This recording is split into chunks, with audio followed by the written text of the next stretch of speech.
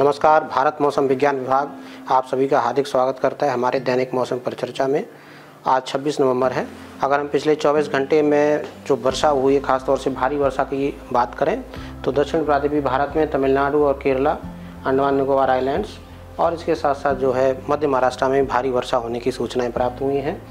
तमिलनाडु में very heavy rainfall जो 17 centimetre तक के स्तर की वर्षा कोडालोर जिले में दर्ज की गई है। वहीं 8 सेंटीमीटर तक के स्तर की वर्षा आलपुआ केरल जिले में दर्ज की गई है और इसके साथ साथ सेम स्तर की वर्षा 7-8 सेंटीमीटर तक के स्तर की वर्षा सतारा में भी मध्य महाराष्ट्र में दर्ज की गई है। अगर हम आने वाले 5 दिनों में मुख्य बिंदुओं की बात करें तो अभी एक पश्चिमी विक्षोभ खासतौर से पश्चिमी भारत, उत्तर पश्चिम भारत और मध्य भारत को प्रभावित कर रहा है। उसी की वजह से जो हमने हाईलाइट्स लगाया वो यही है। गुजरात राज्य में, दक्षिण पूर्वी राजस्थान में, दक्षिणी पश्चिमी मध्य प्रदेश में, उत्तरी कोंकण में, उत्तरी मध्य महाराष्ट्र में, मराठवाड़ा में, इन सब जिलों में, इन सब जगहों पर भारी वर्षा 1-2 स्थानों पर, इसके साथ साथ गरज के साथ मेघ गर्जन, जिसको इंग्लिश में थंडरस्टॉर्म भी बोलते हैं, उसके साथ साथ ओलावृष्टि होने की भी संभावना है आज 26 तारीख को। और विदर्भा में 27 और 28 तारीख को यही सेम एक्टिविटी वहाँ पर होने की संभावना है। तो हमारा अगले 5 दिनों के लिए मुख्य बिंदु हमने लगा के रखा है। अगर हम आगे चलें और देखें आज की सिनोप्टिक स्थितियों की तो आप देख सकते हैं मुख्य रूप से जो पश्चिमी विक्षोभ है वो अभी 64 डिग्री ईस्ट और 15 डिग्री नॉर्थ के आसपास एक ट्रफ के रूप में उत्तरी क्षोभ मंडल तक विस्तृत है और उसका जो इंड्यूस साइक्लोनिक सर्कुलेशन है वो अभी मध्य पाकिस्तान और से सटा हुआ जो हमारा पश्चिम का राजस्थान है वहाँ पर एक इंड्यूस साइक्लोनिक सर्कुलेशन भी है निम्न क्षोभ मंडल में। और इसके साथ साथ जो हमारी ईस्टर्ली ट्रफ है वो अभी अरब सागर में दक्षिण पश्चिम अरब सागर से लेकर के उत्तरी पूर्वी अरब सागर तक संचरित है। और इसके अलावा एक साइक्लोनिक सर्कुलेशन और है जो उत्तरी पूर्वी अरब सागर और से सटा हुआ है सौराष्ट्र और कच्छ का जो तट है वहाँ पर निम्न क्षोभ मंडल में देखने को मिल रहा है। इसके अलावा एक साइक्लोनिक सर्कुलेशन जो उत्तरी मध्य प्रदेश है उसके मध्य भाग में स्थित है निम्न क्षोभ मंडल में। इसके अलावा एक साइक्लोनिक सर्कुलेशन और बना हुआ है जो उत्तर पश्चिम बंगाल की खाड़ी और उससे सटा हुआ जो उड़ीसा और पश्चिम बंगाल के तट हैं वहाँ पर भी एक साइक्लोनिक सर्कुलेशन है निम्न क्षोभ मंडल में। और एक साइक्लोनिक सर्कुलेशन जो मुख्य साइक्लोनिक सर्कुलेशन है आगे एक डिप्रेशन के रूप में भी परिणित हो सकता है, वो अभी दक्षिण अंडमान सागर और उससे सटा हुआ जो थाईलैंड का क्षेत्र है वहाँ पर बना हुआ है। तो ये जो साइक्लोनिक सर्कुलेशन इसकी फॉरकास्ट की अगर हम बात करें तो अभी ये एक साइक्लोनिक सर्कुलेशन के रूप में निम्न मध्य क्षोभ मंडल तक विस्तृत है। इसके प्रभाव में एक लो प्रेशर एरिया बनने की संभावना है 27 तारीख के आसपास दक्षिण पूर्वी बंगाल की खाड़ी में। और इसके बाद ये पश्चिम उत्तर पश्चिम दिशा में गति करते हुए 29 तारीख के आसपास दक्षिणी पूर्वी बंगाल की खाड़ी में डिप्रेशन के रूप में और भी मजबूत होने की संभावना है। इसकी भारत मौसम विज्ञान विभाग की तरफ से अभी 29 तारीख तक की फॉरकास्ट जारी की गई है और भारत मौसम विज्ञान विभाग इस सिस्टम को लगातार मॉनिटरिंग कर रहा है और समय समय पर इसका अपडेट जारी कर रहा है। इसके लिए हमारी आप फेसबुक, ट्विटर के साथ साथ हमारी राष्ट्रीय वेबसाइट मौसम.imd.gov.in को भी विजिट कर सकते हैं और हमारी RSMC न्यू दिल्ली की वेबसाइट वहाँ पर भी लगातार इन्फॉर्मेशन शेयर की जा रही है, साझा की जा रही है, आप वहाँ से देख सकते हैं।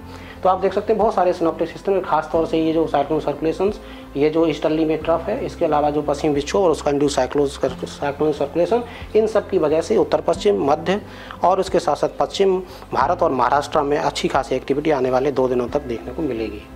अगर हम आने वाले 5 दिनों के लिए चेतावनियों की बात करें, जैसा कि अभी हम जिक्र कर भी रहे थे, तो ये वाला जो क्षेत्र है खासतौर से दक्षिणी पूर्वी राजस्थान, इसके अलावा उत्तरी महाराष्ट्र जिसमें उत्तरी कोंकण, उत्तरी मध्य महाराष्ट्र, मराठवाड़ा शामिल है, इसके अलावा गुजरात रीजन और सौराष्ट्र का क्षेत्र, सारी जगह पर थंडरस्टॉर्म, हेल स्टॉर्म के साथ साथ भारी वर्षा होने की संभावना है। अगर हम 24 घंटे की बात करें तो भारी से अति भारी यानी हैवी टू वेरी रेनफॉल भी गुजरात रीजन में 1-2 स्थान पर होने की संभावना है।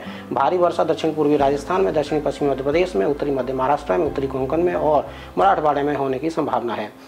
अगर हम दक्षिण प्रांतीय भारत की बात करें तो तमिलनाडु में आज भी भारी वर्षा 1-2 स्थान पर देखने को मिलने की संभावना है और अंडमान निकोबार द्वीप समूह में भी भारी वर्षा बने रहने की संभावना है।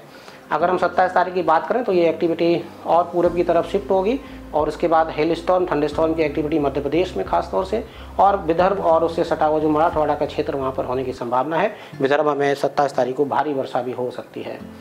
अगर हम पश्चिम हिमालयी क्षेत्र की बात करें तो 27 तारीख को उत्तराखंड में हल्के से मध्यम स्तर की वर्षा और हिमपात के साथ साथ ओलावृष्टि होने की संभावना भी बनी हुई है और अंडमान निकोबार द्वीप समूह में 27 तारीख को भी भारी वर्षा बने रहने की संभावना है। अगर हम 28 तारीख की बात करें तो इस एक्टिविटी में कमी आने की संभावना है। हालांकि विदर्भ में इक्का दुक्का जगह भारी वर्षा बने रहने की संभावना है, परंतु अंडमान निकोबार द्वीप समूह, जैसा कि हमने सिनॉप्टिक सिस्टम के टाइम बताया था कि एक लो प्रेशर बनने की संभावना है, इसके बाद जो है डिप्रेशन में भी बदलने की संभावना है। तो उस सब सिस्टम के प्रभाव में अंडमान निकोबार द्वीप समूह में 28 तारीख को heavy to very very rainfall यानी कि वर्षा की गतिविधियों में बढ़ोतरी होने की संभावना है। और 29 तारीख को भी अंडमान निकोबार द्वीप समूह में उसी डिप्रेशन के प्रभाव में, जो कि 29 तारीख के आसपास बनने की संभावना, इसलिए अंडमान निकोबार द्वीप समूह में heavy to very heavy rainfall होने की संभावना है 29 तारीख को। अगर हम 30 तारीख की बात करें तो भारत के जो मैदानी क्षेत्र हैं और हिमालय का क्षेत्र है उसमें कोई खास चेतावनी जारी नहीं की गई है, परंतु ये एक्टिविटी भारी वर्षा के अंडमान निकोबार द्वीप समूह में 30 तारीख को बने रहने की संभावना है। कुल मिलाकर हम ये बोल सकते हैं अंडमान निकोबार द्वीप समूह में आने वाले 4 से 5 दिनों तक भारी वर्षा की गतिविधियाँ जारी रहेंगी। तो जो वहाँ पर जो टूरिस्ट वगैरह हैं उनको इसका विशेष ध्यान रखना होगा।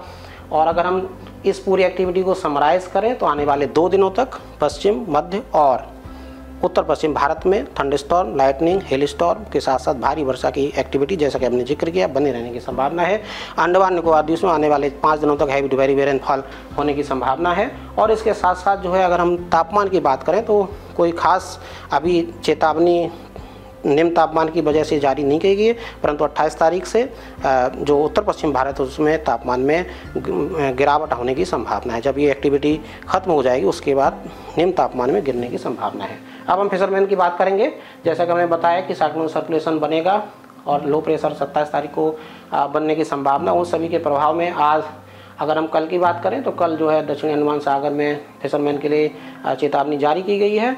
और उसके बाद डे 3 में 28 तारीख को आप देखेंगे दक्षिणी पूर्वी बंगाल की खाड़ी और दक्षिणी अंडमान सागर में चेतावनी बनी हुई है। इसके बाद इसमें एक्टिविटी में जो स्क्वाली विंड स्पीड उसमें बढ़ोतरी की संभावना है, विंड स्पीड बढ़ेगी, इसलिए दक्षिण पूर्व जो बंगाल की खाड़ी वहाँ पर, उसके साथ साथ दक्षिण अंडमान सागर में चेतावनी बनी हुई है। इसके बाद अगर हम डे 5 की बात करें तो दक्षिण अंडमान सागर के साथ साथ दक्षिणी पूर्वी बंगाल की खाड़ी, उसके साथ साथ दक्षिणी पश्चिमी जो बंगाल की खाड़ी यानी south west bay of Bengal, वहाँ पर भी फिशरमैन के लिए चेतावनी जारी की गई है।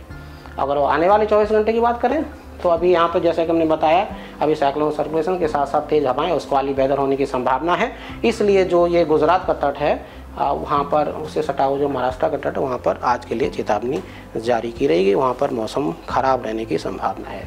तो आज के लिए बस इतना ही, कल फिर आज हो रहेंगे, तब तक के लिए नमस्कार, जय हिंद, जय भारत।